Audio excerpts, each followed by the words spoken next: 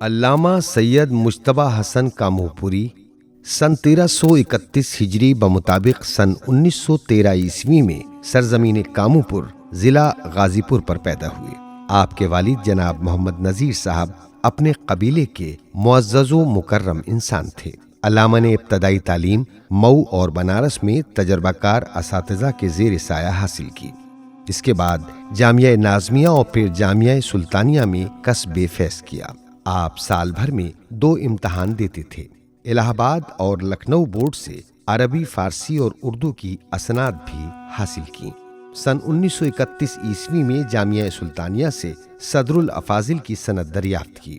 موصوف کے اساتذہ میں سے مفتی محمد علی جزائری، ہادی الملت مولانا سید محمد ہادی، مولانا محمد رضا فلسفی، مولانا عالم حسین اور مولانا سبط حسن وغیرہ کے اسماء گرامی نہایت اہم ہیں۔ علامہ کو بچپن سے ادبیات اور شعر و شاعری کی طرف رغبت تھی۔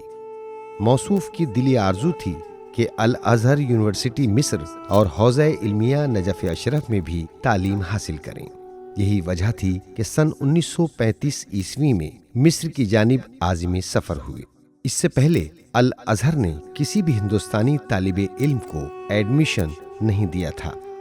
یونیورسٹی میں ان کا تحقیقی موضوع ام المومنین حضرت ام سلمہ قرار پایا۔ موصوف نے اس موضوع پر بہت زحمت اٹھائی اور 2000 صفحات سے زیادہ پر مشتمل تحقیقی مسودہ اساتذہ کی خدمت میں پیش کیا۔ مولانا 5 سال تک جامعہ الازہر میں کسب فیض کرتے رہے۔ مولانا کے مسودے پر اساتذہ میں مباحثہ ہوا اور فلسفہ، تاریخ، تربیت و اخلاق میں ڈاکٹریٹ یعنی پی ایچ ڈی کی سند عطا کی گئی۔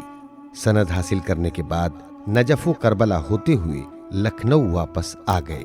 موصوف کا تاریخی مطالعہ مغربی محققین سے کم نہیں تھا۔ آپ کی عربی ادبیات بھی بہت قوی تھی، یہاں تک کہ عربی بالکل عربوں جیسی بولتے تھے۔ ان کے مضامین اور منظوم شاہکار بھی دیکھنے میں آئے ہیں۔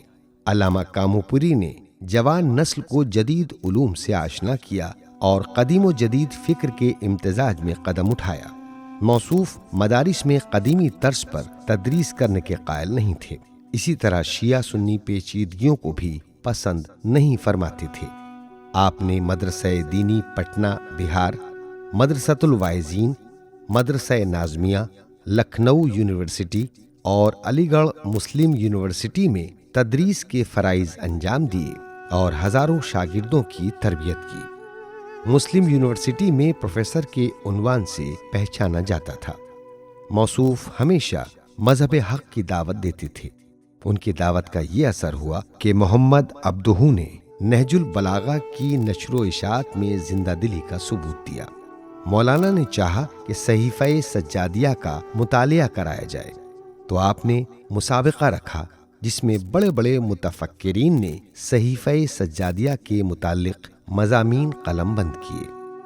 مولانا موصوف میدان خطابت کے وہ سورما تھے کہ ان کی زبان سے نکلی ہوئی بات جوانوں کے دلوں میں اتر جاتی تھی اور شیعہ سنی کا ہر فرقہ آپ کی تقریر کو پسند کرتا تھا۔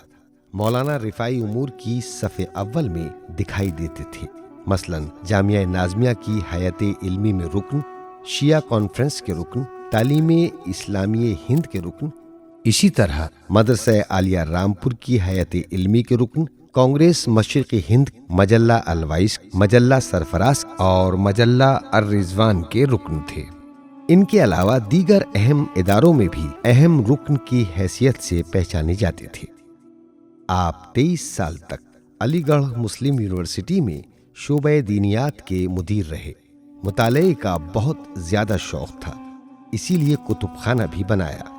باوجود اس کے مسودے کو قید تحریر میں لانے کے لیے وقت کی بہت قلت تھی، لیکن پھر بھی آپ نے بہت سی کتابیں تالیف کیں، جن میں سے کربلا، مقتل عقبہ بن سمعان، مقتل ضحاک مشرقی، مقتل السیوطی، مقتل ابن واضح یعقوبی، مقتل ابوالفدا، مقتل ناسخ، مقتل حسین، مقتل دیار بکری، اولین فیلسوف اسلام، حکیم الہی علی ابن ابی طالب، نگاہی بر احادیث فضائل اہل بیت، از فتح مکہ تا کربلا، جنگ و اسلام اور اولین قدم حسین مظلوم وغیرہ سر فہرست ہیں۔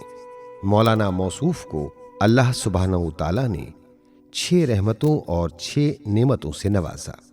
آپ کے بیٹے قاسم مجتبیٰ، فیض مجتبیٰ، حسن مجتبیٰ، اقبال مجتبیٰ، شمیم کاظم اور شبیر کاظم کے ناموں سے معروف ہوئے۔